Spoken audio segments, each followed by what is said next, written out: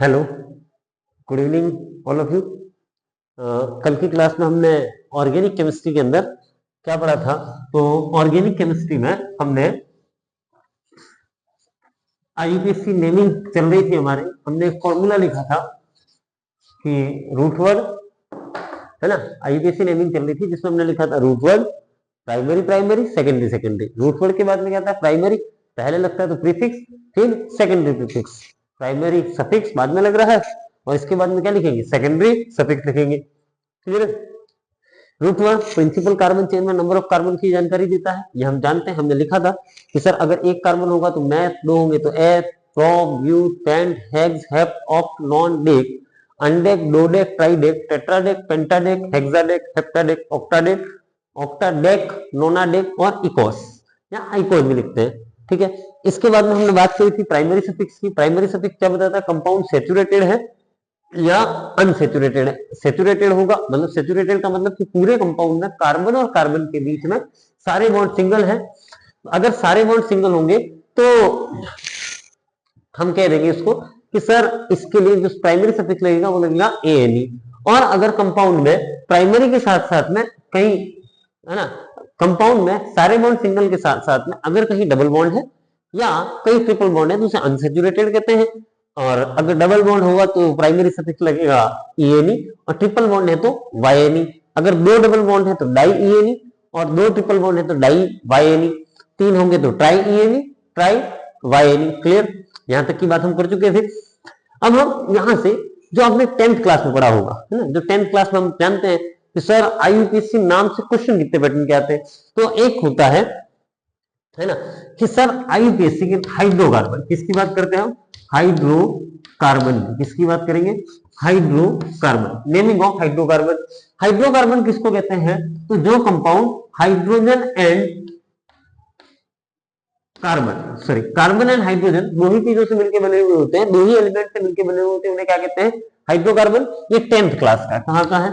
10th class का। ठीक है सर, आप 10th पढ़ा रहे हो क्या? मैं 10th बिल्कुल नहीं पढ़ा रहा हूँ, लेकिन हम जिस चीज को पढ़ने वाले हैं उसके लिए आपको बेसिक इक्वेशन, बेसिक जानकारी होनी चाहिए। अब सुनना, हाइड्रोकार्बन 3 टाइप के होते हैं।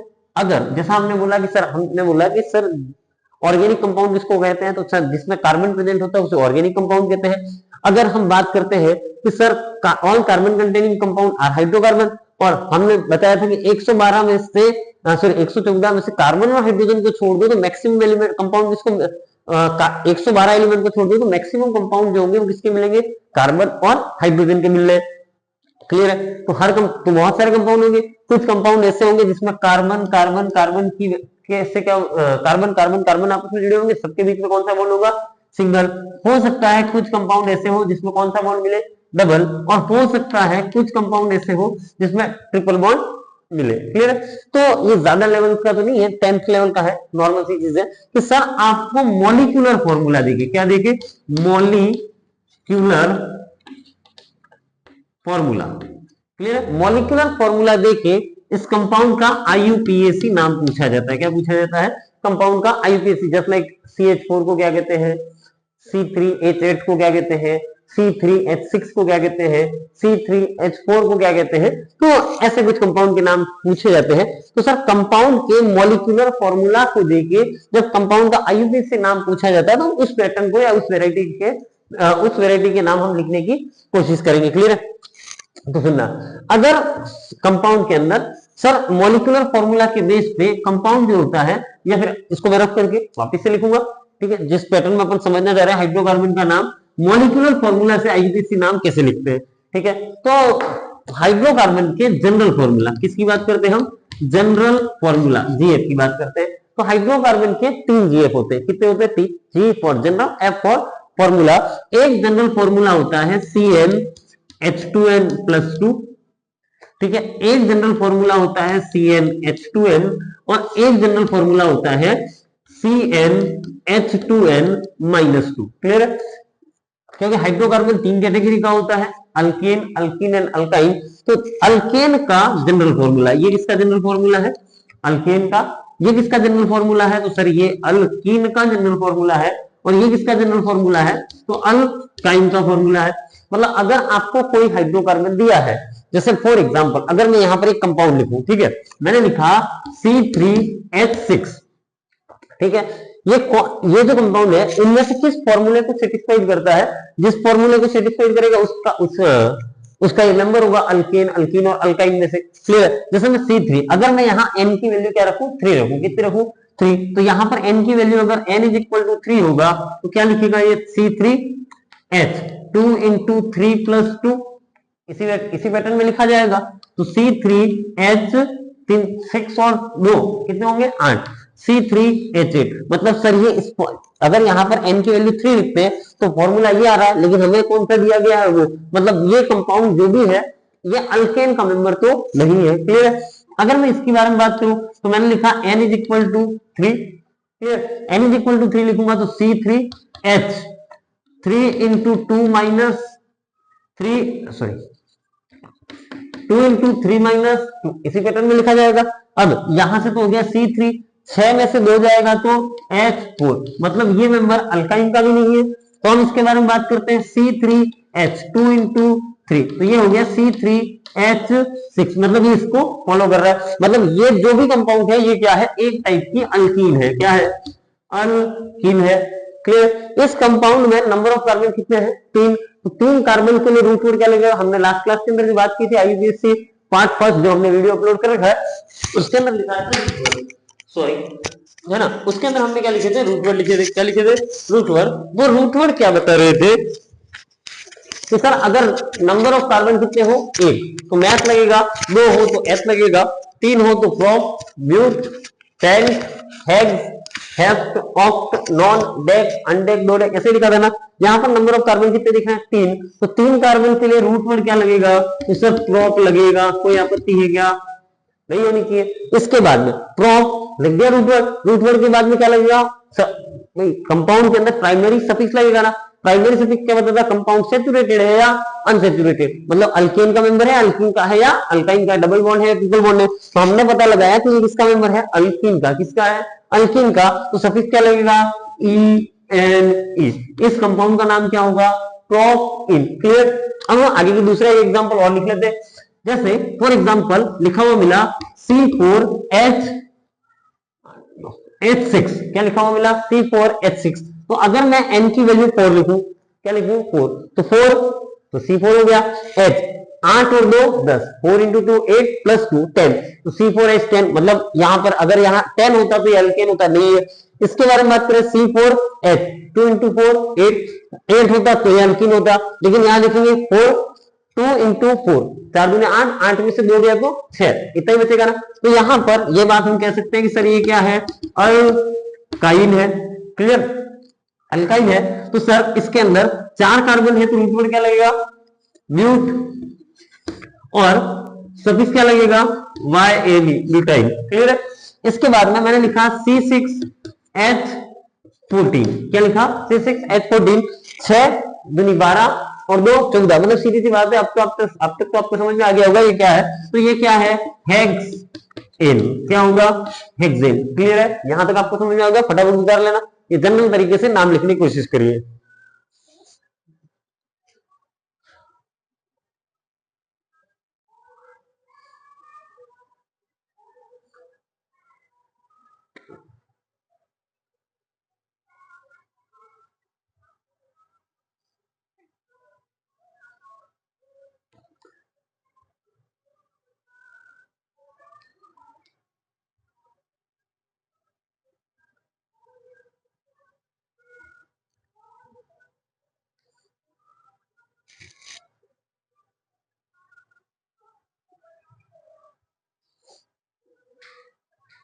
ठीक है, आप लोगों ने उतार लिया होगा।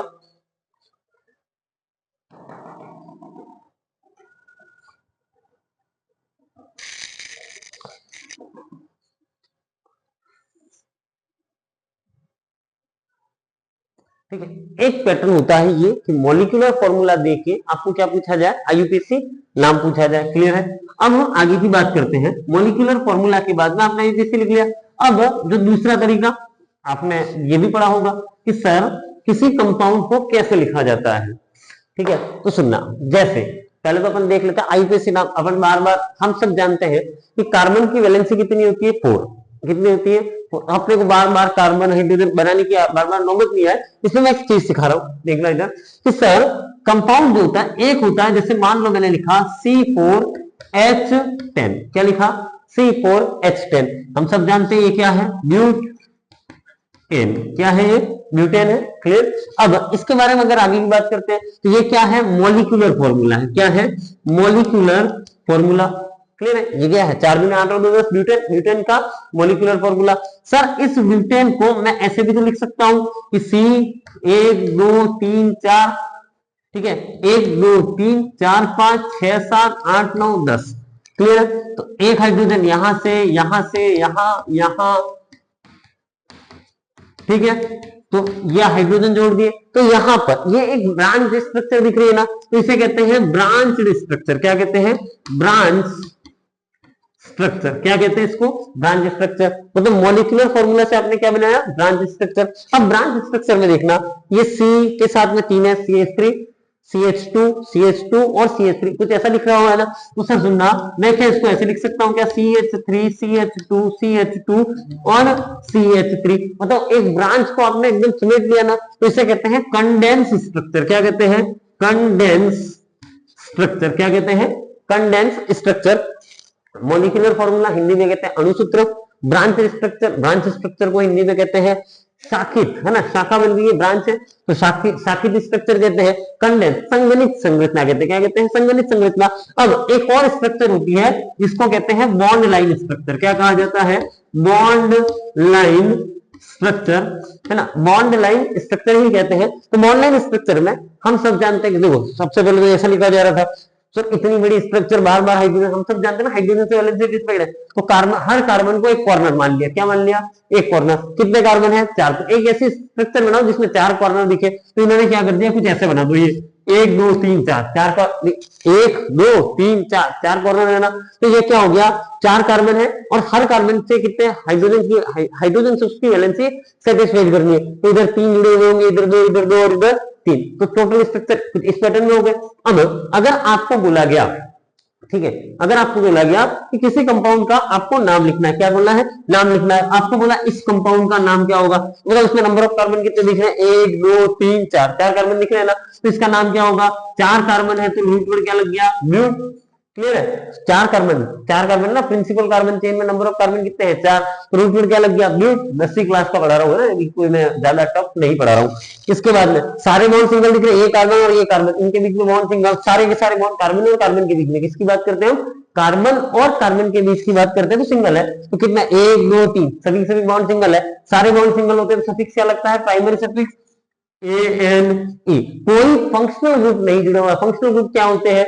जैसे COOH, COR, इसके बाद में अल्डिहाइड, कीटोन वगैरह वगैरह जो भी आते हैं। ठीक है, तो हम लोग बनाएंगे वैसे फंक्शनल ग्रुप जब पढ़ेंगे तब। ठीक है, फंक्शनल ग्रुप नहीं जुड़ा हुआ है। इसके बाद में ओपन चेन है, साइक्लो बाइसाइक्लो स्पाइरो नहीं आएगा। और इस चेन के अंदर साइड में कुछ भी नहीं जुड़ा हुआ है, इसमें सेकेंडरी प्रीफिक्स भी नहीं आना है। अगर मान लो ऐसा लिखा हुआ मिला, मान लो आपको ऐसा लिखा हुआ मिला, तो इसका नाम क्या होगा? नंबर ऑफ कार्बन कितने हैं? 2, तो रूट वर्ड क्या लगेगा?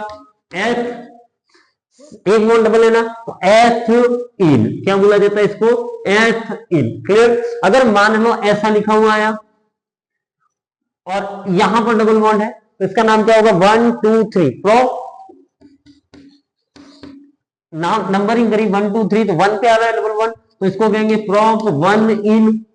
ठीक है, और अगर ऐसा लिखा हुआ है, ठीक है, 4 कार्बन, यहां पर डबल बॉन्ड बना हुआ है, तो इसको कैसे लिखेंगे? ब्यूट। डबल बॉन्ड को मिनिमम पोजीशन मिले, सारे रूल हम लाइन से लिखेंगे। और अभी अपन जो इंट्रोडक्शन पढ़ रहे हैं, जितना मेरा ये मानना है कि आप 10th पास आउट हो तो आपको ये सब आता होगा। 1 2 3 4 ब्यूट, पहले पे डबल बॉन्ड है तो ब्यूट 1 इन। ठीक है, इसको कुछ ऐसे भी लिख सकते हैं, 1 ब्यूटीन। ठीक है, और ऐसा भी लिख सकते हैं कि ब्यूटीन 1, सभी सही है ना, एक भी नाम इसमें गलत नहीं है। इसके बाद में अगर ऐसा लिखा हुआ आया, इसका नाम क्या होगा? ब्यूट 1 2 3 4, ब्यूट 2 इन और ब्यूटीन 2। क्लियर है? तो मेरा यहाँ जहां तक मानना है कि आपको ये चीजें समझ में आई होंगी। 2 मिनट का टाइम दे रहे हैं आपको, इसको फटाफट नोट करें।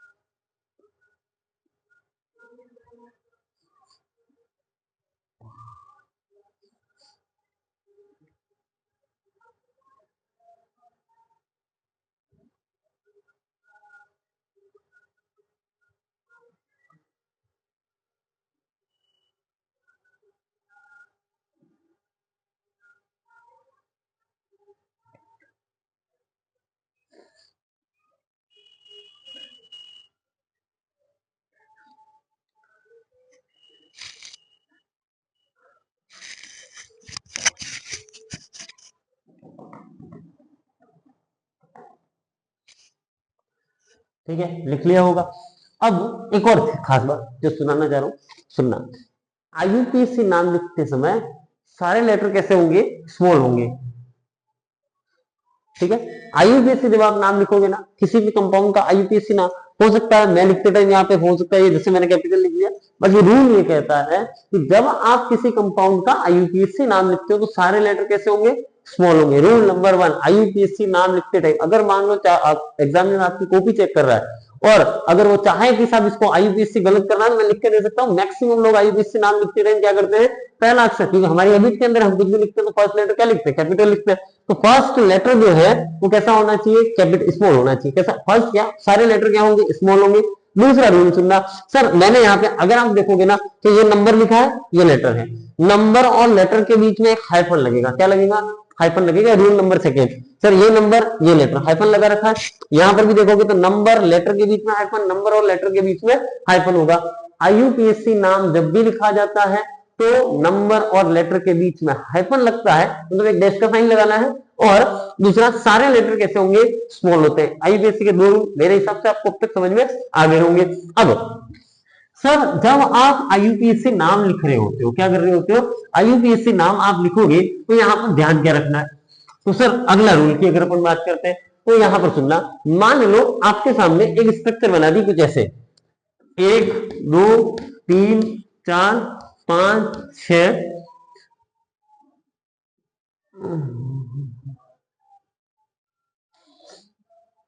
हाँ ठीक, ये एक स्ट्रक्चर बनाई। आपको बोला इस आईयूपीएसी नाम, आईयूपीएसी गेम की तरह चलता है। कैसे चलता है? Just like a game. Clear? कैसे होता है? जैसे आप कोई भी गेम खेलते हो तो गेम में क्या होता है? जब अपन कोई गेम खेलते हैं तो उसमें क्या होता है? स्टेप होती है। लेवल 1 आपने क्रॉस किया तभी आप सेकंड पे जाओगे, सेकंड क्रॉस किया तभी कहां पे जाओगे? थर्ड पे जाओगे। ऐसा ही होता है ना? आप कोई भी काम करो, हर काम स्टेप बाय स्टेप ही होता है। जैसे मान लो आप सब्जी बना रहे हो, तो सब्जी बनाने के लिए आपने जैसे फॉर एग्जाम्पल आपको दाल बनानी है। क्या बनानी है? दाल। तो आपको सबसे पहले कंटेनर लेना पड़ेगा, उसके अंदर क्या डालोगे? तेल डालोगे, फिर राई जीरा हल्दी नमक मिर्च, उसका एक पर्टिकुलर सीक्वेंस है। आप कभी ऐसा देखा है किसी ने सर दाल बनाते टाइम पहले तेल लिया और तेल के अंदर सीधी दाल डाल दी, इसके बाद में प्याज वगैरह डालते हैं, प्याज, ऐसा तो होता नहीं ना, एक सीक्वेंस होता है। तो आईयूपीएसी नाम जब आप लिखेंगे तो उसका एक पर्टिकुलर सीक्वेंस है कि सबसे पहले प्रिंसिपल कार्बन चेन का सिलेक्शन करना है। ठीक है, प्रिंसिपल कार्बन चेन के सिलेक्शन के बाद में आपको क्या करना है? सेकंड नंबर पर आपको इसकी नंबरिंग करनी है। क्या करनी है? नंबरिंग। और नंबरिंग हो जाए इसके बाद में आपको इसका क्या करना है? नाम लिखना है। क्या लिखना है? नाम लिखना है। क्लियर? सबसे पहला काम ये, अगर ये गलत किया तो आगे गलत होगा। आपने ये सही कर लिया, इसके बाद नंबरिंग, नंबरिंग गलत हुई तो नाम क्या होगा? गलत होगा। आपको ये सही करना है। हमेशा याद रखें, सबसे पहले पीसीसी का सिलेक्शन। पीसीसी का मतलब होता है प्रिंसिपल कार्बन चेन। सबसे, है ना? तो प्रिंसिपल कार्बन चेन कौन सी होती है वो अपन सीखेंगे अभी 2 मिनट में। ठीक है, इसके बाद अपन क्या करेंगे? नंबरिंग करेंगे, और नंबरिंग के बाद में हम क्या करेंगे? नाम देंगे, है ना? जैसे आपके सामने एक कंपाउंड आया, इस कंपाउंड का नाम लिखना है ना? सिंपल सा क्वेश्चन उठा के थोड़ी देगा CH4 का नाम लिखो, आपको तो एक अच्छा क्वेश्चन देगा। अभी ये भी ऐसा विकास नहीं है, अपन सीख रहे हैं, इसलिए मैंने ये लिखा। तो सबसे पहला काम क्या होता है? पीसीसी का सिलेक्शन। तो पीसीसी के सिलेक्शन का रूल नंबर 1, ठीक है। आईयूपीएससी के अंदर वैसे कोई ऐसे रूल नहीं लिखा जाते रूल 1 रूल 2, क्वेश्चन के अंदर ही रूल होता है, पर फिर भी अपन इसका रूल लिखेंगे। तो सबसे पहला काम तुमने क्या किया, आईयूपीएससी नाम स्मॉल लेटर में लिखेंगे। दूसरा क्या कहा कि सर आईयूपीएससी जब आप नाम लिखोगे तो नंबर और लेटर के बीच में हाइफन होगा। तीसरा, सर पीसीसी का सिलेक्शन कैसे करेंगे, ठीक है। तो select the longest carbon chain, क्या बोला मैंने, select the longest carbon chain as a PCC, ठीक है। सबसे लंबी चेन को प्रिंसिपल कार्बन चेन सेलेक्ट करना है। जैसे इसके अंदर आप देखोगे तो एक चेन आपको दिख रही होगी ये 4 कार्बन की, क्लियर, 4 कार्बन। एक चेन आपने देखी है 4 कार्बन, इसको देखोगे 1 2 3 4, इसको देखोगे 1 2 3 4, मतलब एक चेन आपके पास में ये है, एक चेन आपके पास में ये है, और एक चेन आप अगर देखोगे ना तो ये दिखेगी, दिख रही है। इसके अंदर नंबर ऑफ कार्बन कितने हैं, 5। तो सबसे पहला सॉरी ये हो गया आपकी चेन नंबर 3। इसके अंदर नंबर ऑफ कार्बन कितने हैं, 4। क्यों, 1 2 3 4 ये वाली है, इसको आपने सेलेक्ट करा 1 2 3 4। तो सेकंड नंबर कार्बन के अंदर भी कितने, सेकंड नंबर चेन के अंदर भी नंबर ऑफ कार्बन कितने हैं, 4। मैं अगर यहां लिख लूं तो इसके अंदर नंबर ऑफ कार्बन कितने हैं, 4 कार्बन, इसके अंदर कितने हैं, 4 कार्बन, लेकिन इसके अंदर नंबर ऑफ कार्बन कितने हैं, 5। क्लियर, कोई आपत्ति, सुनना। तो सर नंबर ऑफ कार्बन हमने क्या बोला कि select the longest carbon chain as a PCC. जब भी आप पीसीसी का सिलेक्शन करो तो सबसे लंबी वाली जो कार्बन की चेन होगी वही क्या होगी, आपकी प्रिंसिपल कार्बन चेन होगी। तो हमें इसके अंदर पता चला कि सर ये क्या हो गई, पीसीसी। जब भी आप पीसीसी का सिलेक्शन करो तो आपको सबसे लंबी चेन को क्या मानना है, पीसीसी मानना है, ठीक है। तो आप लिख ले पहले कि select the longest select the longest carbon chain as a PCC, P for principal carbon chain है ना, principal carbon chain, select the longest carbon chain as a PCC। कोई आपत्ति है ना। इसके बाद में आप ये उतारें,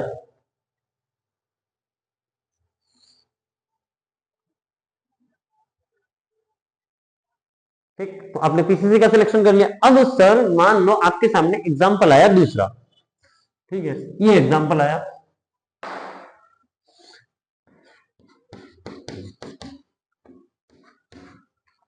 ठीक है, आपके पास में एग्जांपल आया, ये आपने लिखा, यहां पर लिखा हुआ है सी, यहां पर लिखा हुआ है कुछ ऐसा, आपको इसका क्या करना है, नाम लिखना है। क्लियर है, आपको इसका नाम लिखना है। तो अब सुनना, आपने सर बताया था अभी थोड़ी देर पहले सबसे लंबी कार्बन चेन को अपने को पीसीसी मानना है, हमने सेलेक्ट करने की कोशिश करी। अब इधर देखना सर, एक कार्बन की चेन हो गई ये, कितने कार्बन, 3 कार्बन, कोई आपत्ति, 1 2 3, इधर से देखो चाहे इधर से देखो, क्लियर है।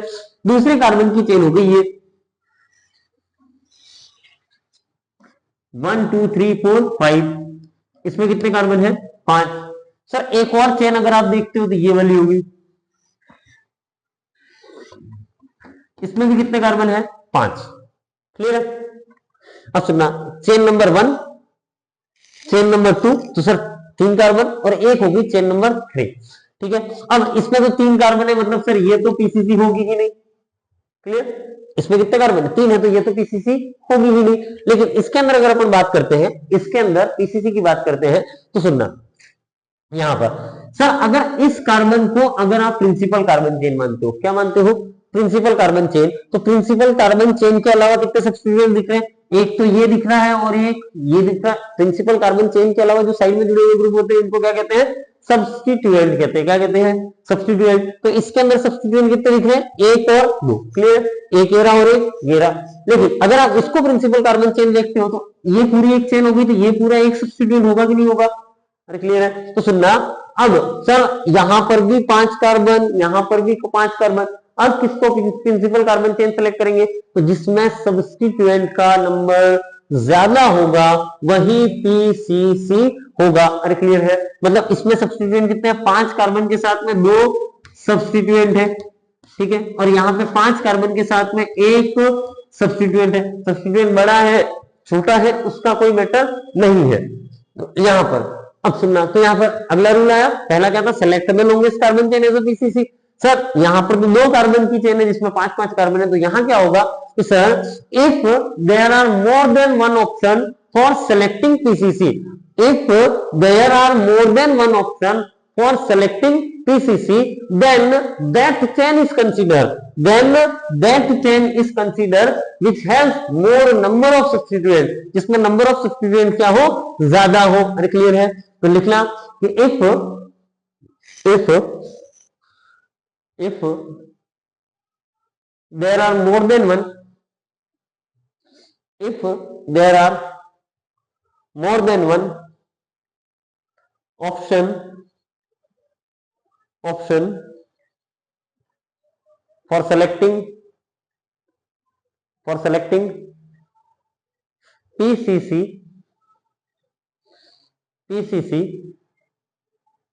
then that chain is considered,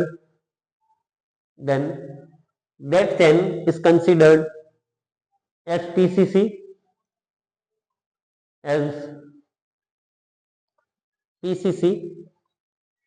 which has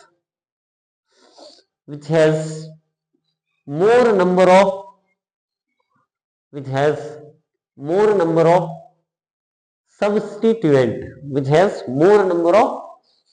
substituent, clear, कोई आपत्ति उतार लेना। तो सर इन दोनों में पीसीसी कौन होगा, तो ये वाली चेन जो है, ये वाली का मतलब कौन सी, तो ये वाली, ये जो मैं जिसके ऊपर मार्क कर रहा हूं, ये जो होगी वो क्या होगी हमारे पास में पीसीसी होगी, क्या होगी पीसीसी होगी। अरे क्लियर है, कोई आपत्ति,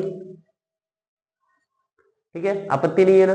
तो आज की क्लास में हम यहीं तक पढ़ेंगे, है ना। आप हो सकता है, मुझे ऐसा लग रहा है कि यहाँ पे कुछ ब्लर दिख रहा है, ठीक है। तो आज की क्लास में आपने पीसीसी का सिलेक्शन सीख लिया, कल की क्लास में हम नंबरिंग सीखेंगे। आज के लिए इतना ही, धन्यवाद।